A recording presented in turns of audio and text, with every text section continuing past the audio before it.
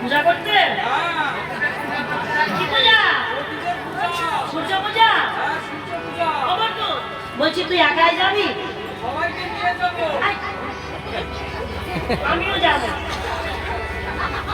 ঘটু বলছে যাবো মানে তুই না ঘোষের ছেলে আর আমি হলাম ব্রাহ্মণ, আমার সাথে গিয়ে তুই কি করবি? এইবার কৃষ্ণ বলছে ওর একটু বেশা হিসাবে তো যেতে পারি। কি বাবা, ব্রাহ্মণ পূজা করতে গেলে তার সাথে একজন যায় না? এবার তো আমি সেইভাবে তোর সাথে যাব। এইবার বটু বললো শোন, এইভাবে গেলে হবে না, এই মাঠে গরু চড়ানো নয়, পূজার ব্যাপারে তো সাজ। কৃষ্ণ বললো বটু তুই আমার সামনে দাঁড়িয়ে থাক, আমি তোকে দেখে দেখে সাজি। তুই তো খালি ব্রাহ্মণ আর আমি তো ঘোষ, আমি তোকে দেখে দেখে সাজি কেমন? এবার গোবিন্দ সাজছে বটুকে দেখে দেখে, তারে দেখে